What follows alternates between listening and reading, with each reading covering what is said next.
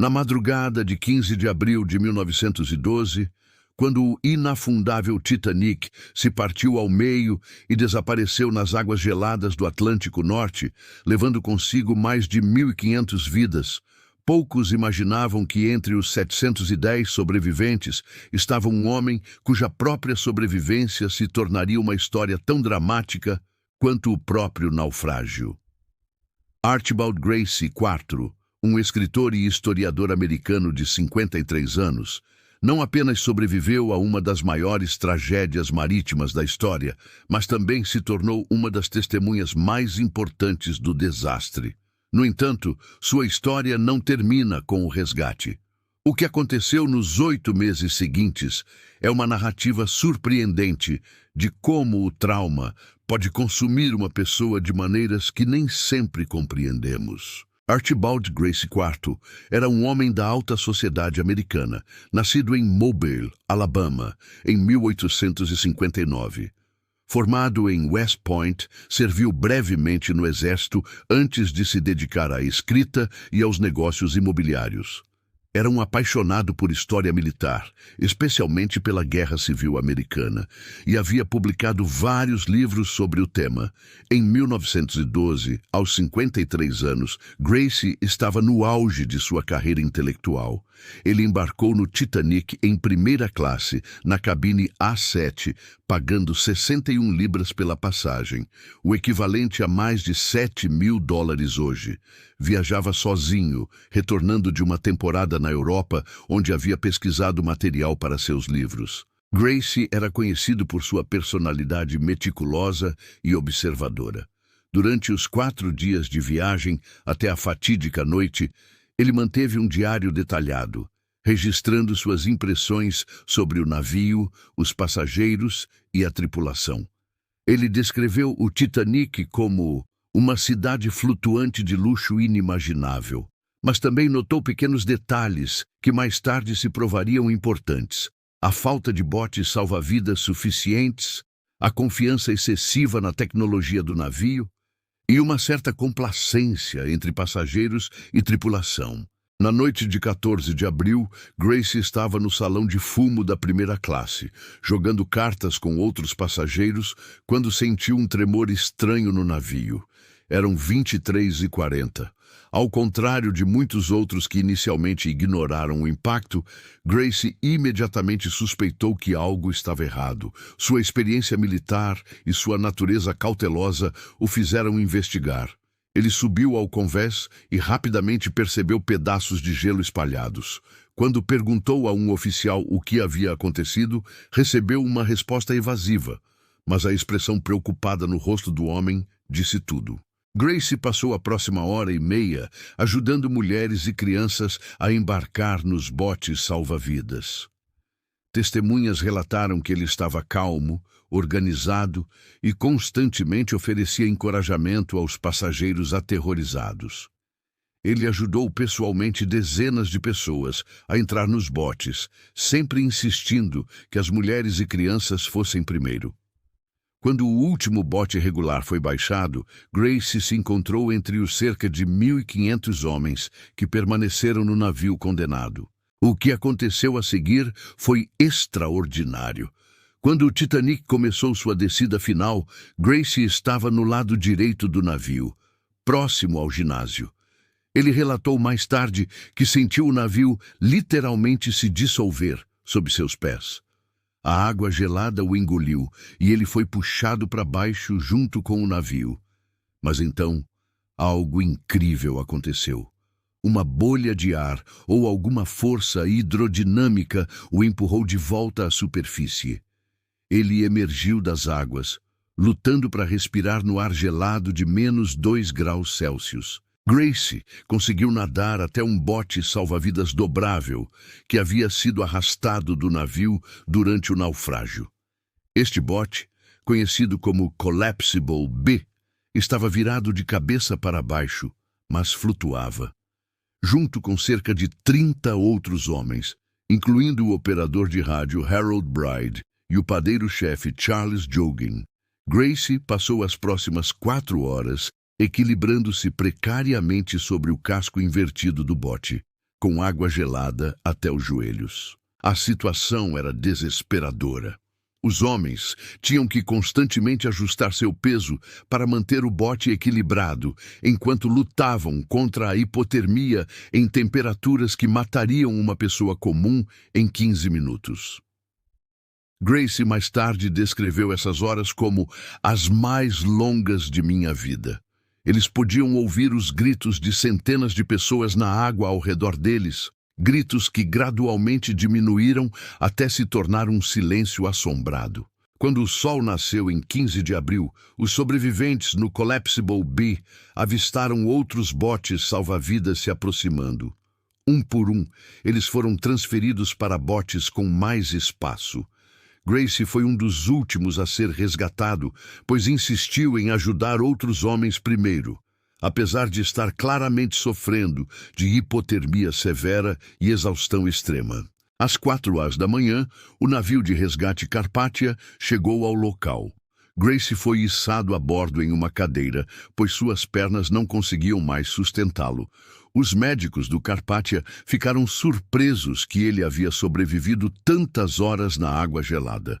Sua temperatura corporal estava perigosamente baixa e ele havia perdido a sensibilidade nos pés e nas mãos. Mas estava vivo e sua mente permanecia clara. Durante os 3 dias de viagem até Nova York a bordo do Carpathia, Gracie fez algo que poucos outros sobreviventes conseguiram. Ele começou imediatamente a documentar sua experiência.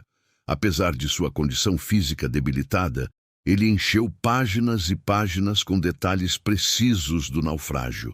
Ele entrevistou outros sobreviventes, coletou testemunhos e começou a construir o que se tornaria o relato mais detalhado e preciso do desastre. Quando o Carpathia atracou em Nova York em 18 de abril, Gracie foi recebido por sua família e pela imprensa. Ele estava fisicamente debilitado, mas mentalmente determinado. Nos dias seguintes, ele deu várias entrevistas detalhadas aos jornais, sempre insistindo na precisão dos fatos. Sua experiência militar e seu treinamento como historiador o fizeram uma fonte confiável em meio ao caos de informações contraditórias que circulavam sobre o desastre. Mas algo estava mudando em Gracie. Nas semanas seguintes ao resgate, ele começou a mostrar sinais de que a experiência havia deixado marcas mais profundas do que as físicas. Amigos e família notaram que ele estava obcecado em contar e recontar os eventos do naufrágio. Ele acordava no meio da noite, gritando sobre água gelada e pessoas se afogando. Durante o dia, ele era consumido pela necessidade de escrever sobre sua experiência. Gracie decidiu escrever um livro sobre o naufrágio, e essa decisão se tornou sua única obsessão.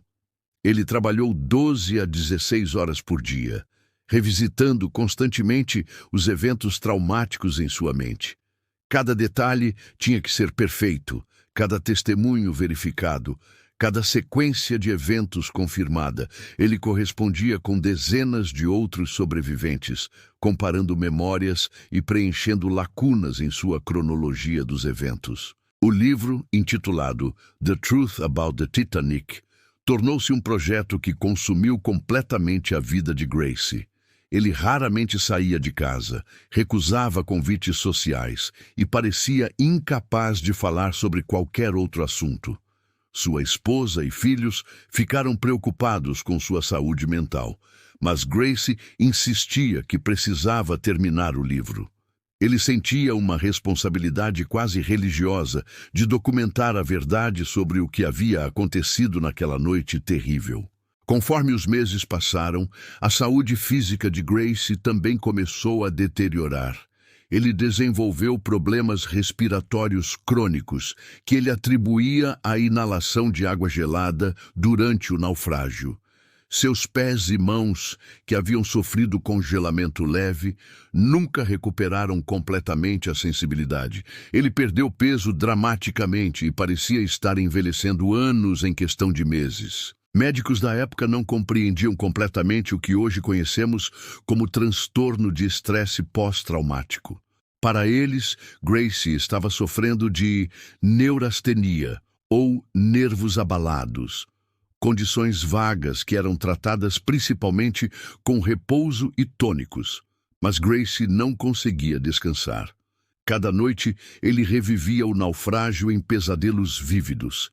Cada dia ele mergulhava mais fundo em sua obsessão de documentar cada segundo daquela experiência traumática. Em novembro de 1912, 7 meses após o naufrágio, Gracie finalmente completou seu manuscrito. O livro era extraordinariamente detalhado, com mais de 300 páginas de relatos precisos, diagramas e análises do desastre. Mas em vez de sentir alívio ao terminar, Gracie pareceu ficar ainda mais agitado. Ele começou imediatamente a revisionar o livro, procurando por erros, adicionando mais detalhes e correspondendo com ainda mais sobreviventes. No início de dezembro de 1912, a saúde de Gracie tomou uma virada dramática para pior. Ele desenvolveu uma febre alta e problemas respiratórios severos. Os médicos diagnosticaram pneumonia, mas havia mais do que isso. Gracie parecia ter perdido a vontade de lutar. Amigos próximos relataram que ele falava constantemente sobre juntar-se aos outros, referindo-se aparentemente àqueles que morreram no Titanic. Na manhã de 4 de dezembro de 1912, exatamente 8 meses após o naufrágio do Titanic, Archibald Gracie IV morreu em sua casa em Nova York. Ele tinha 53 anos. A causa oficial da morte foi listada como complicações da pneumonia, mas sua família e amigos sabiam que havia algo mais profundo envolvido. Gracie havia sobrevivido ao Titanic apenas para ser consumido por ele. O que torna a morte de Gracie ainda mais surpreendente é o fato de que ele havia demonstrado uma resistência física extraordinária durante o naufrágio. Ele havia sobrevivido horas em água gelada, que matou a maioria das pessoas em minutos. Ele havia mostrado liderança e coragem em face de terror absoluto. No entanto, nos meses seguintes, essa mesma força de vontade que o havia mantido vivo parecia estar se voltando contra ele. Análises modernas da experiência de Gracie sugerem que ele sofreu de uma forma severa de transtorno de estresse pós-traumático, combinado com o que hoje poderíamos chamar de síndrome do sobrevivente. Sua obsessão com documentar os eventos do naufrágio pode ter sido uma tentativa de processar o trauma, mas acabou se tornando uma forma de retraumatização contínua. Cada vez que ele escrevia sobre o naufrágio, ele mentalmente revivia a experiência. O livro de Gracie, The Truth About the Titanic, foi publicado postumamente em 1913 e tornou-se uma das fontes mais importantes sobre o desastre. Sua precisão e atenção aos detalhes fizeram dele uma referência essencial para historiadores. Ironicamente, o projeto que consumiu os últimos meses de sua vida tornou-se sua contribuição mais duradoura para a história. A história de Archibald Gracie IV nos ensina sobre as consequências invisíveis dos traumas. Enquanto ele conseguiu sobreviver fisicamente ao naufrágio do Titanic, as feridas psicológicas provaram ser fatais. Em uma época em que a saúde mental era pouco compreendida, Gracie lutou sozinho contra demônios internos, que foram tão mortais quanto as águas geladas do Atlântico Norte. Hoje, mais de um século depois, a experiência de Gracie ressoa com nossa compreensão moderna do trauma. Sabemos que sobreviver a uma experiência traumática é apenas o primeiro passo em um longo processo de recuperação. Sabemos que o trauma pode se manifestar de maneiras sutis e destrutivas e que, sem tratamento adequado, pode ser tão letal quanto qualquer ferimento físico. A ironia da história de Gracie é que sua dedicação à verdade e à precisão, qualidades que fizeram dele um historiador excepcional, podem ter contribuído para sua morte. Sua incapacidade de deixar o trauma no passado Sua necessidade compulsiva de reviver e documentar cada detalhe transformaram sua sobrevivência em uma sentença de morte lenta. Archibald Gracie IV foi enterrado no Woodlawn Cemetery, no Bronx, Nova York. Sua lápide simplesmente diz: sobrevivente do Titanic, 1912. Não menciona que ele foi também uma vítima do Titanic, apenas 8 meses depois. Sua história serve como um lembrete poderoso de que, às vezes, sobreviver ao trauma é apenas o início de uma batalha muito mais longa e complexa. A morte de Gracie não foi apenas uma tragédia pessoal, mas também uma perda significativa para a história.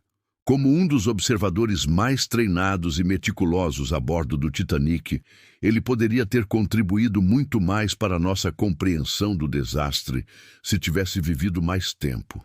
Seu livro, embora excepcional, representa apenas uma fração do conhecimento que ele poderia ter compartilhado.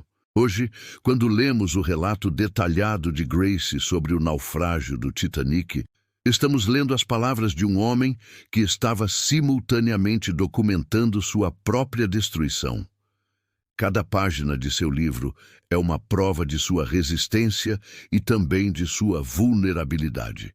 É um testemunho da capacidade humana, tanto de sobreviver quanto de sucumbir às circunstâncias mais extraordinárias. A história de Archibald Gracie IV permanece como uma das mais comoventes e complexas entre todos os sobreviventes do Titanic. Ele não morreu nas águas geladas do Atlântico Norte, mas naquelas águas nunca realmente o libertaram. Sua morte, 8 meses após o naufrágio, fecha um círculo trágico que começou naquela noite fatídica de abril de 1912, quando o inafundável Titanic encontrou seu destino no fundo do oceano, levando consigo não apenas 1.500 vidas naquele momento, mas continuando a ceifar vidas muito tempo depois que os gritos finais haviam silenciado nas águas escuras